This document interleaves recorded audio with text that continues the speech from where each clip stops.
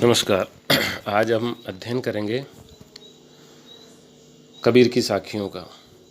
मान सरोवर सुभर जल हंसा के लिकराहि, मुक्ता फल मुक्ता चुगे अब उड़ी अनंत न जाए। अर्थात मान सरोवर सुभर जल, मान सरोवर जो झील है वो स्वच्छ जल से भरी हुई है और उसमें हंस जो पक्षी हैं वो केली यानी क्रीड़ा करा यानी कर रहे हैं, अटखेलियाँ कर रहे हैं, खेल रहे हैं। और मुक्ता फल मुक्ता चुगे, और मुक्त होकर यानी स्वच्छंद होकर, निर्भय होकर, किसी का वहाँ कोई भय नहीं, और वो मूंगे मोती रूपी फलों को, मोतियों को चुग रहे हैं। अब उड़ी अनंत न जाए। इस प्रकार के माहौल, इस प्रकार के आनंद को प्राप्त करने के बाद अब उनको अन्यत्र और कहीं जाने की इच्छा नहीं है, वो कहीं और नहीं जा रहे हैं। तो भावार्थ यह है कि जो जीव रूपी हंस है वह मान सरोवर सुभर जल, ये मन रूपी जो हमारा सरोवर है ये भक्ति रस में सराबोर डूबा हुआ है, भरा हुआ है। उसमें यह जीव रूपी हंस मस्त होकर अटखेलियाँ कर रहा है, मतलब मस्त हो रहा है। और मुक्ता फल मुक्ता चुगे, यानी मुक्ति रूपी फल को यह प्राप्त कर रहा है। जब उसको मुक्ति रूपी फल की प्राप्ति हो रही है तब इसको फिर अन्यत्र कहीं और जाने की इच्छा नहीं है, किसी और रस में डूबने की इच्छा नहीं है। अर्थात भक्ति रस जो भरा हुआ है मन में, उसी में यह मस्त है। प्रेमी ढूंढत में फिरो, प्रेमी मिले न कोई, प्रेमी को प्रेमी मिले सब विष अमृत होए। कबीरदास जी कह रहे हैं कि मैं प्रेमी यानी प्रभु के भक्त, प्रभु को प्रेम करने वाला, प्रभु के भक्त को मैं ढूंढता फिर रहा हूँ, लेकिन मुझे कोई प्रभु भक्त प्रेमी नहीं मिल रहा है। प्रेमी को प्रेमी मिले सब विष अमृत होए। जब प्रभु भक्त को दूसरा प्रभु भक्त मिल जाता है तो उनके अंदर ज्ञान की चर्चा, ज्ञान की बातें होती है, और सारे दुर्गुण, विषय वासना रूपी जो सारे विष रूपी दुर्गुण हैं वो सब नष्ट होकर सब अमृत में परिवर्तित हो जाते हैं। एक और दूसरे अर्थ में इसे लें तो प्रेमी ढूंढत मैं फिरो, मैं यानी अहंकार, गर्व, घमंड। तो मैं अहंकार का मारा प्रेमी यानी परमात्मा को ढूंढता फिर रहा हूँ, लेकिन मुझे कहीं प्रेमी मतलब परमात्मा की प्राप्ति नहीं हो रही थी। लेकिन प्रेमी को प्रेमी मिले, परंतु जब परमात्मा का साक्षात्कार, परमात्मा की कृपा हो जाती है तो सारा अहंकार जनित जो सब रोग हैं, अहंकार रूपी जो विष है वो नष्ट हो जाता है, और विषय वासना रूपी जो दुर्गुण हैं सब नष्ट हो जाते हैं।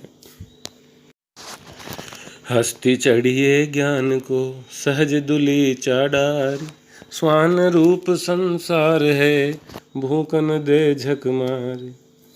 रे पखा पखी के कारणे सब जग रहा भुलान, निरपक होई के हरि भजे सोई संत सुजान। हस्ती चढ़िए ज्ञान को, कबीरदास जी कहते हैं कि ज्ञान रूपी हाथी के ऊपर सवार होकर सहज दुलीचा मडारी, और सहज आसन लगाकर, कालीन बिछाकर, दुलीचा यानी कालीन, तो ज्ञान रूपी हाथी के ऊपर सहज आसन लगाकर, सहज आसन डालकर और परमात्मा की भक्ति करिए और इस संसार की परवाह मत करिए, क्योंकि स्वान रूप संसार है। स्वान यानी कुत्ता, तो ये संसार जो है स्वान रूपी है, मतलब कुत्ते के समान है। भूकन दे झक मारी, इसको भौंकने दे, समय व्यर्थ करने दे, तू इनके चक्कर में पड़कर अपना समय व्यर्थ मत कर। क्योंकि ये जो संसार है, जिस प्रकार से एक हाथी नगर में निकलता है और कुत्ते उसके ऊपर भौंकते हैं, उसी प्रकार से जब व्यक्ति भक्ति करता है और श्रेष्ठ मार्ग पर चलता है तो उसके ऊपर विभिन्न प्रकार के आक्षेप लगाता है, भौंकता है, लेकिन तुझे इसकी परवाह किए बगैर अपने परमात्मा की भक्ति में ज्ञान मार्ग पर चलते रहना है। पखा पखी के कारण, यानी पक्ष और विपक्ष के कारण, यानी पक्ष और तर्क वितर्क में उलझा हुआ यह संसार सारा भ्रम में डूबा हुआ है। सब जग रहा भुलान, अर्थात ये सारा संसार भुलावे में पड़ा हुआ है, उसी पक्ष विपक्ष में अपने अपने पक्ष को श्रेष्ठ साबित करने के चक्कर में डूबा हुआ है, उलझा हुआ है। लेकिन निरपक होई के हरि भजे, जो निरपेक्ष होकर बिना किसी पक्षपात में, किसी मत मतांतर में उलझे हुए परमात्मा का भजन करता है, सोई संत सुजान। वही संत है, साधु है, श्रेष्ठ सज्जन है, वही ज्ञानी है। उसे किसी पक्ष विपक्ष के चक्कर में पड़े बिना और परमात्मा का भजन करना है। हिंदू मुआ राम कहीर, मुसलमान खुदाई, कहे कबीर सो जीवता, जे दुह के निकट न जाए। कबीरदास जी कहते हैं, हिंदू मुआ राम कही, मुसलमान खुदाई। हिंदू तो राम राम कह के और मरने पर उतारू है, और मुसलमान खुदाए, और मुसलमान इस्लाम अल्लाह और खुदा के नाम पर मरने को उतारू है।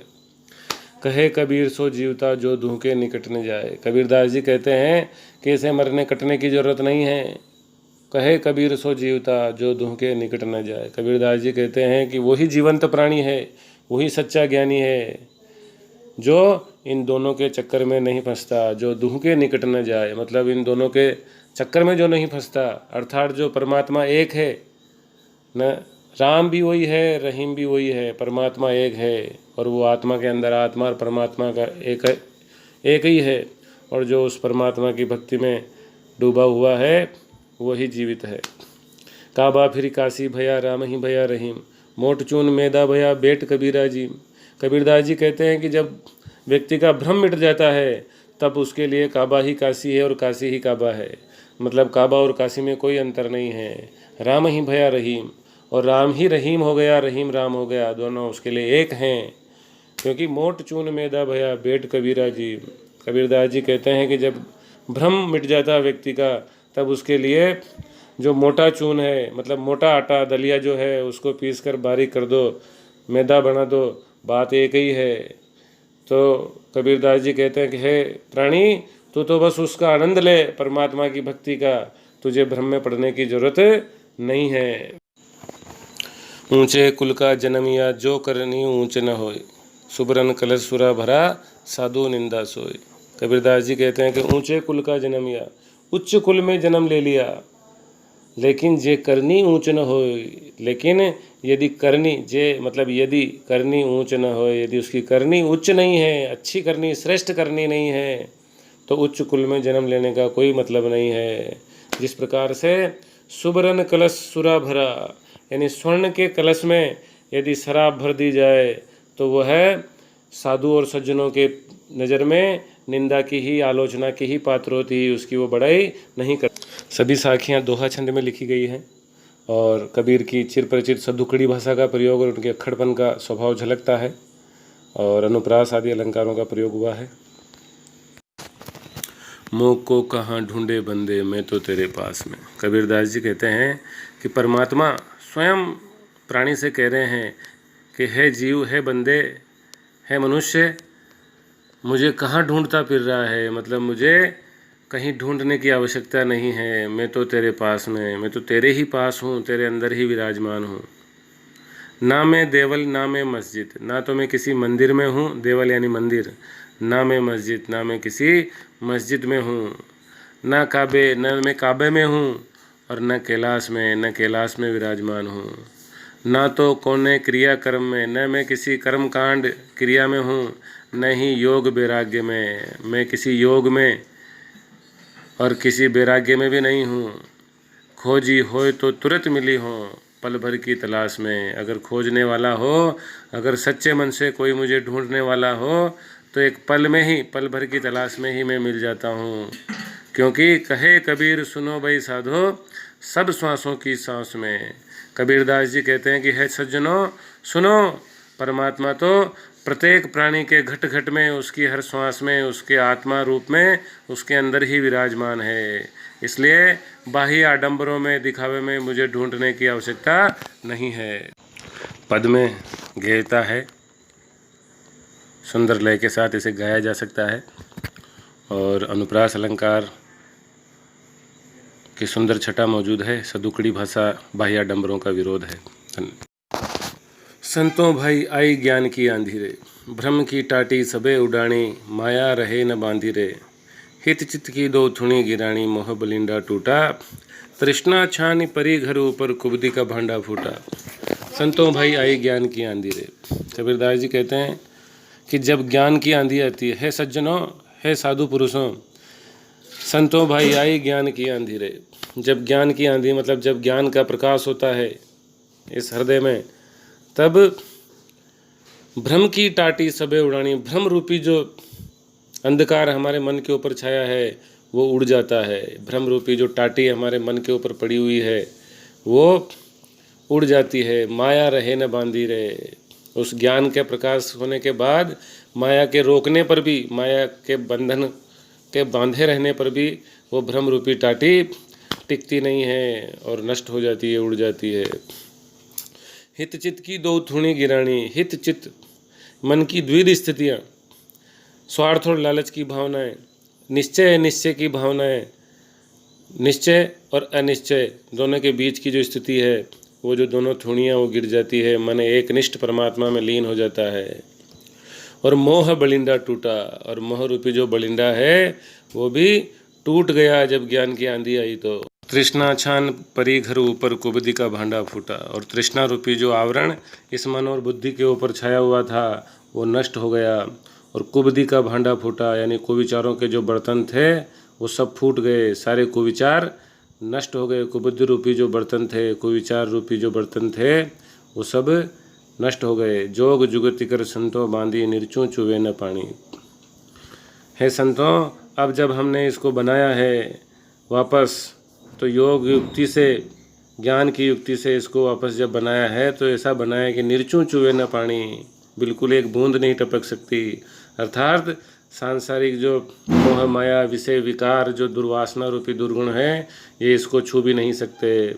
और कूड़ कपट काया का निक्षा, और इस काया का, इस मन मंदिर के अंदर जितना भी कूड़ा कपट था, जितने भी दुर्गुण कुविचार विषय वासना रूपी जो कूड़ा था वो सब बाहर निकल गया। निक्षा मतलब नष्ट हो गया, बाहर निकल गया, साफ हो गया। कब? जब हरि की गति जब जानी। जब हरि की गति जानी यानी हरि से साक्षात्कार हुआ, तब ये सब चीज़ें दुर्गुण सारे नष्ट हो गए। और आंधी पीछे जो जल बीटा, जब वो आंधी आई और वो जब निकल गई, जब ज्ञान का साक्षात्कार हो गया, आंधी पीछे जो जल बूटा, यानी उस ज्ञान की आंधी के आने के पश्चात जब जो परमात्मा के भक्ति रूपी रस, भक्ति रूपी वारी से जो जल बरसा, उससे ये पूरा तन मन भीग गया, भक्ति रस में सराबोर हो गया। कहे कबीर भान के प्रकटे, उदित भयो तम सीना। कबीरदास जी कहते हैं कि जैसे सूर्य के प्रकट होने के बाद सारा अंधकार नष्ट हो जाता है, छिन जाता है, उसी प्रकार ज्ञान का प्रकाश होने के पश्चात मन का सारा अंधकार, दुर्गुणों रूपी, अज्ञान रूपी जो अंधकार था वो सब नष्ट हो गया और ज्ञान का प्रकाश।